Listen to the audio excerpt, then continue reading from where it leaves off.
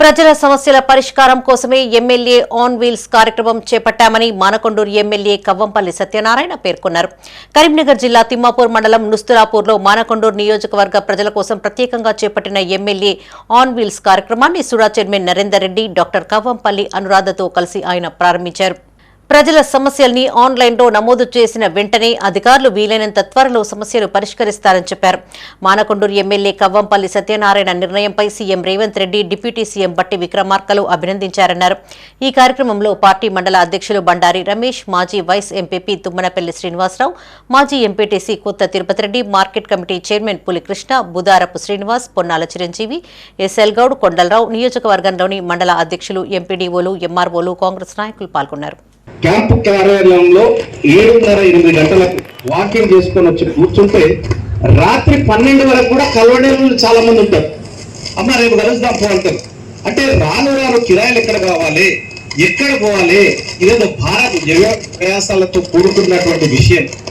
సరే ఇట్లా కాదా, నేను లెటర్ రాస్తాను, ఎంఆర్ఓ ఫోన్ చేస్తున్నా, ఎంఆర్ఓకో ఎంపీడీఓకో లేకపోతే సబ్ ఇన్స్పెక్టర్కో ఎంఆర్ఓకి చెప్తే సార్ ఈరోజు కలెక్టర్ మీటింగ్ లో ఉన్నా రేపు రమ్మనండి.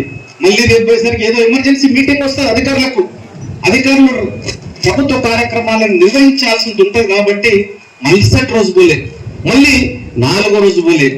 ఇవన్నీ కూడా చూసి అదే విధంగా ఒక సబ్ ఇన్స్పెక్టర్ ఫోన్ చేసిన, ఒక సర్కిల్ ఇన్స్పెక్టర్ ఫోన్ చేసిన, ఆయన పని రీత్యా క్రైమ్ మీటింగ్ ఉన్నది సార్.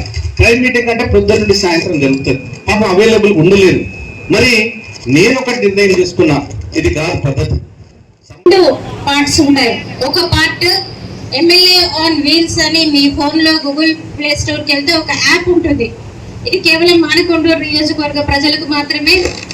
మానకొండూరు నియోజకవర్గ ప్రజలలో ఎవరైనా అమెరికాలో ఉండి కూడా వాళ్ళ అమ్మా నాన్నలు కానీ వాళ్ళ ఊర్లో కానీ ఏదైనా సమస్య ఉంటే అక్కడి నుంచి కూడా వారు తమ కంప్లైంట్ ని ఈ యొక్క యాప్ లో నమోదు చేయవచ్చు.